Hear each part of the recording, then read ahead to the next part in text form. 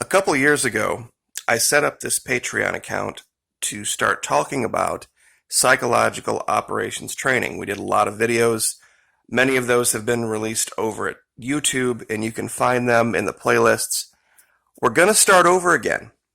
We're going to start doing it because what's going on in the media right now is a clinic on how you run PSYOPs. And they're doing it at a fairly advanced level on both sides.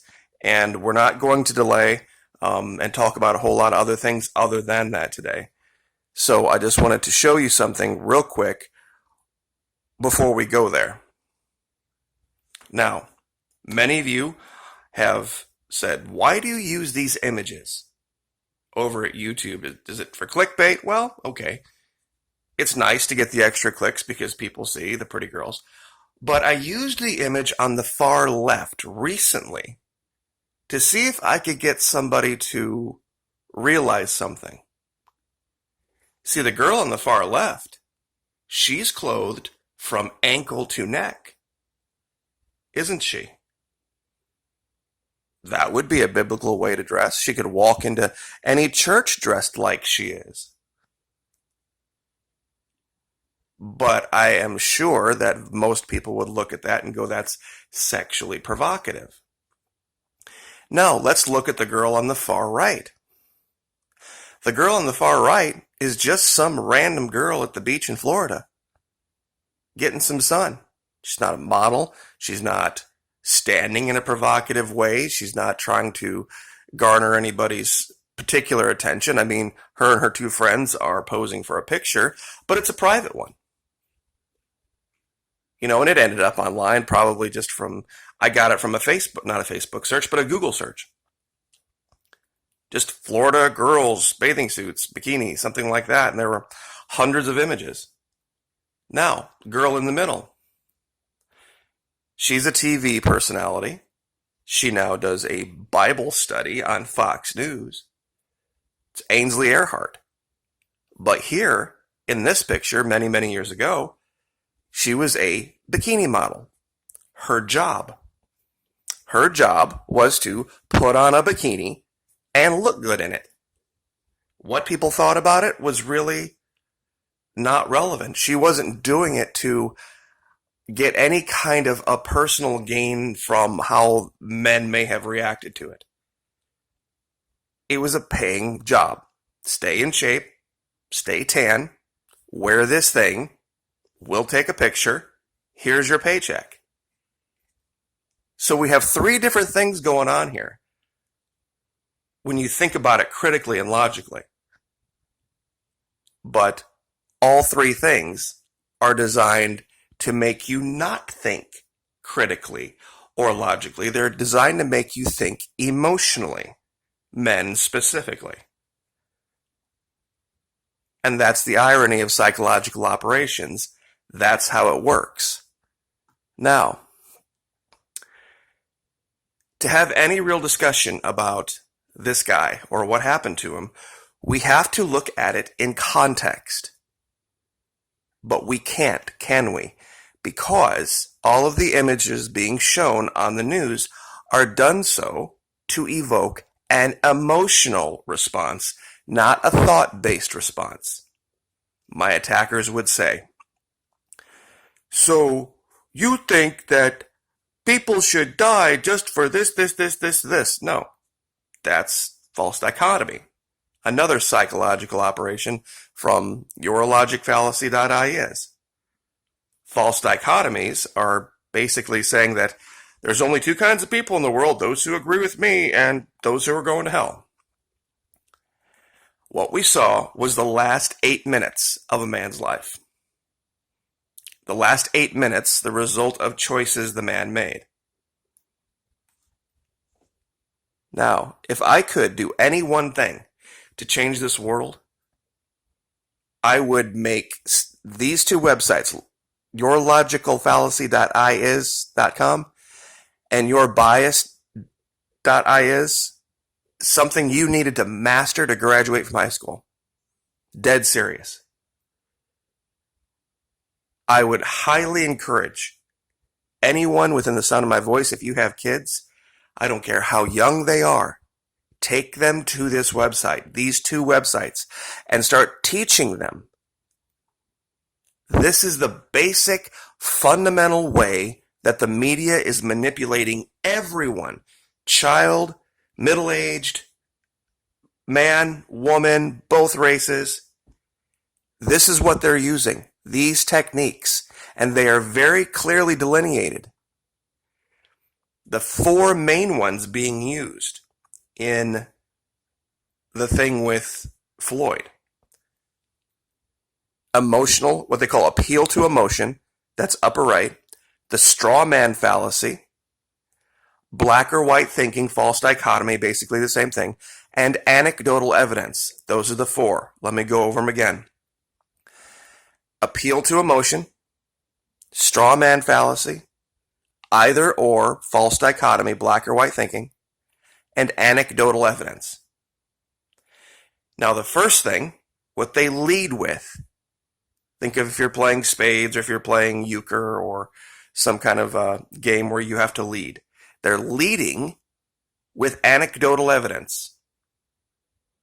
What they're taking one event and they're saying, this is what all policing is like. They're saying that every time a white officer and a black person encounter each other in this paradigm, this is the result, when it's not even close to representative of the majority of the time. Those who will push back will say, you need to really look at this in the context of all of the different things that we've shown over the years of white cops doing this to black people. Really? We shouldn't look at it in the context of all relations. Every single arrest, every single traffic stop, where it was a white police officer and a black civilian. We shouldn't look at it in the context of that and say, how often does this happen? This is what they did this is how they were so successful with COVID-19, because they never put the numbers up against the population. They never put the numbers up against the population of the globe. To reach 1%, it would have needed to be 70 million people. The pandemic would have needed to have touched 70 million people for it to have reached 1% of the globe. And the numbers now aren't even anywhere close to that. Same thing here. Forget the tens of thousands of times that white police officers and black people interact. This is what they're going to show. Anecdotal evidence. That's their big lead. Now, what's their next play? Emotion goes right along with it. It's an emotionally charged scene. You see somebody, you wouldn't want that to be somebody you care about. You wouldn't want that to be somebody that meant something to you, regardless of the decisions that they made, that might have led to that being the eventuality, which we showed here. We had a guy who was a violent felon, a man who was known to use substances that could make him violent, a man that had committed violence twice in his career, that may have, and he was huge, he was giant, that maybe those cops felt more threatened than they would normally with an average person, someone who hadn't robbed someone at gunpoint, someone who wasn't under the influence of meth and fentanyl. So they show this event in an emotionally charged way, using now anecdotal evidence, meaning no context, and emotion. Now, if you attempt to take away that emotion from them, here's their backup plays. The either or, meaning that you are either with them in condemning this action, or you're for killing people. You're for the cops killing people, or you're with them. That's the either or black and white fallacy. when that's absolutely not the case.